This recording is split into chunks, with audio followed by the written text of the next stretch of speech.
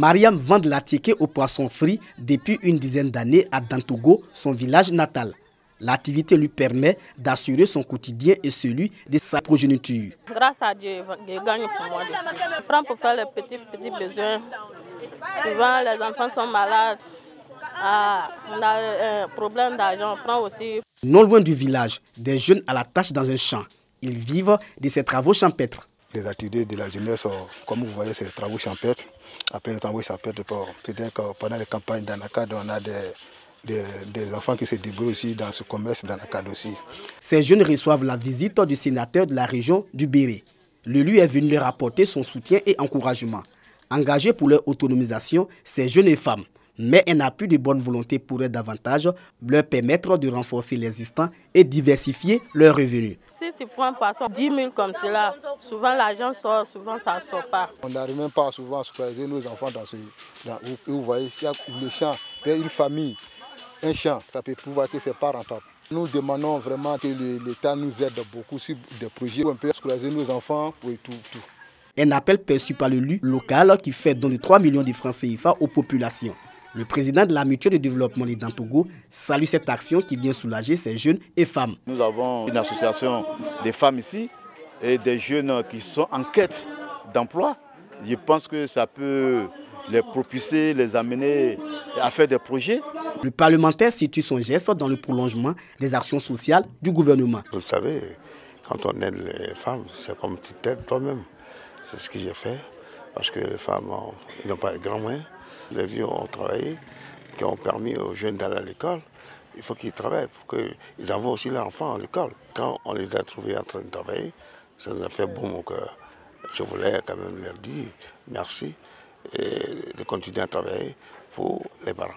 Comme dans les autres localités, à Tongoulé, un quartier de Mankounou, le sénateur Mamadou Bamba a fait don de 3 millions de francs CFA à des femmes. C'est un appui au commerce et à la production de maraîchers.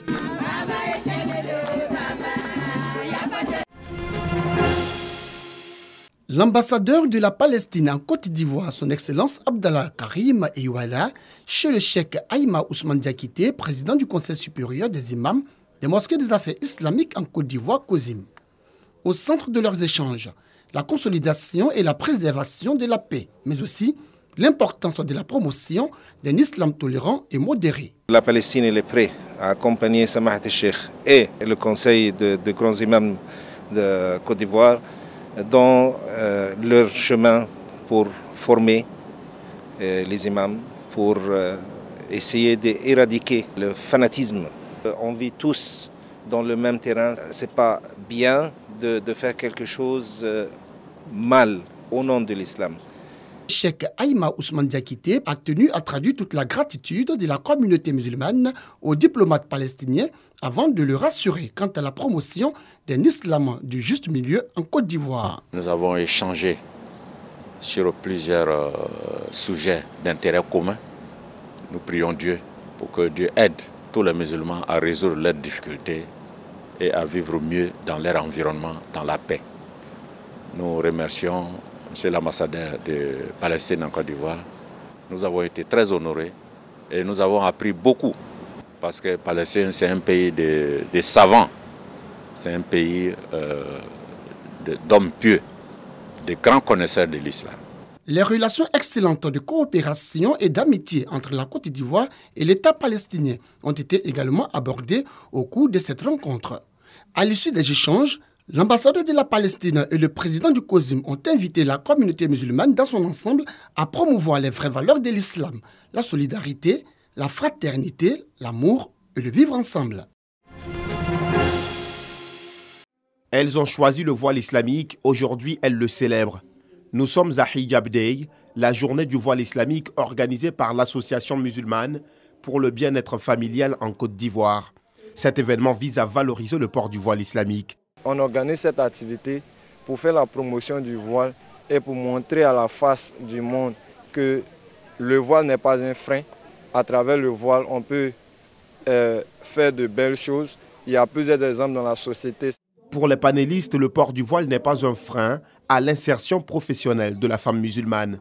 Un message bien perçu par les participants. Il faut aujourd'hui qu'elles se disent que ce qui va leur permettre de pouvoir s'imposer, c'est surtout la somme et la mutualisation de ce qu'elles savent, de ce qu'elles peuvent faire et surtout des valeurs qu'elles sont prêtes à défendre.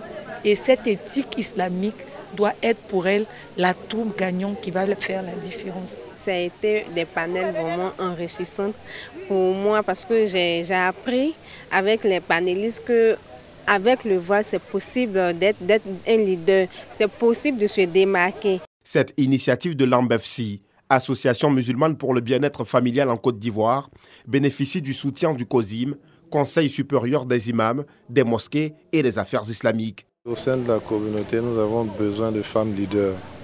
Et on constate aujourd'hui que certaines de nos sœurs, de nos mamans, vraiment se sont auto-formées, sont devenus de véritables leaders, des entrepreneurs dans tous les domaines.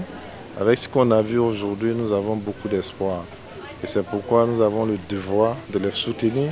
La 3e édition du Hijab Day, une occasion toute trouvée pour les commerçants et commerçantes du voile islamique de faire la promotion de leurs articles.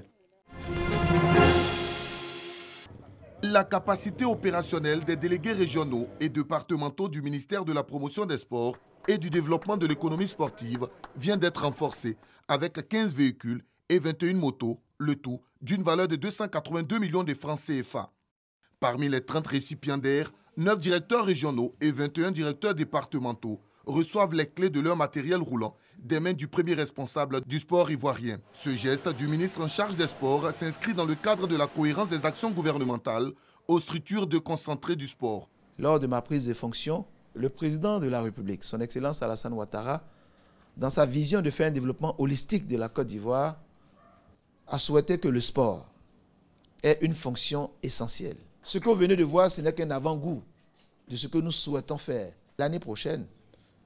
Sur nos instructions, le directeur administratif et financier, le DAF, est en train de travailler à améliorer et à amplifier cette action pour nos collaborateurs. Au nom des bénéficiaires, la déléguée départementale de la région de Lamé promet un usage rationnel de ce matériel de mobilité avant d'exprimer sa gratitude à la tutelle pour sa sollicitude à leur endroit. Au nom de tous les bénéficiaires, je voudrais vous adresser, Monsieur le ministre, nos vifs et sincères remerciements pour ces engins que nous venons de recevoir. Grâce à ces moyens de mobilité, nos différentes structures pourront toucher le plus grand nombre des populations dans les contrées les plus reculées de nos circonscriptions respectives. Tout comme les délégués régionaux et départementaux, le Comité national de soutien aux éléphants, CNSE, est également bénéficiaire d'un véhicule. Cette action du ministère de la Promotion des Sports et du Développement de l'économie sportive est le début du processus de dotation du matériel roulant aux délégués régionaux et départementaux. Déchu des demi-finales, le Burkina Faso et le Cameroun se retrouvent à nouveau pour le match de classement. Une rencontre apparemment pour l'honneur, mais qui sonne comme une revanche pour les étalons, battus 2-1 lors du match d'ouverture. Motivés par leur public, les Lions indomptables s'offrent les meilleures opportunités d'entrée. Mais ce sont les étalons qui ouvrent le score grâce à Steve Yago. Les joueurs venus du pays des hommes intègres accentuent la pression. Sur une chevauchée d'Issa Kaboré, André Onana marque contre son camp. 2-0 à la pause. Djibril Ouattara profite d'un beau service de Bertrand Traoré pour alourdir le score. Mené, le Cameroun ne se décourage pas. Stéphane Baokeng entretient le sursaut d'orgueil des Lions indomptables avec la réduction du score. Vincent Aboubakar s'illustre par 2 fois et permet au Cameroun de revenir à hauteur du Burkina Faso. 3 buts partout. Finalement, c'est au tir au but que le dénouement du match arrive. Les Lions indomptables, plus adroits, l'emportent 5-3. Le Cameroun se fait peur, mais se console avec la médaille de bronze. Et cette 3e place, elle est pour le Cameroun. Le Maroc est sous le choc ce dimanche au lendemain de la découverte du corps sans vie du petit Ryan, tombé accidentellement dans un puits en début de semaine et retrouvé mort malgré 5 jours d'efforts acharnés des sauveteurs suivis dans le monde entier. C'est le cabinet royal qui a annoncé samedi en fin de soirée le décès de l'enfant de 5 ans. La course contre la montre menée depuis 5 jours par les sauveteurs avait été suivie en direct par de nombreux internautes et samedi soir, les hommages ont afflué sur les réseaux sociaux en provenance du monde entier. Il a fallu 5 jours aux secouristes pour parvenir jusqu'à l'enfant car ils ont dû d'abord forer une énorme crevasse en profondeur puis un tunnel en horizontal.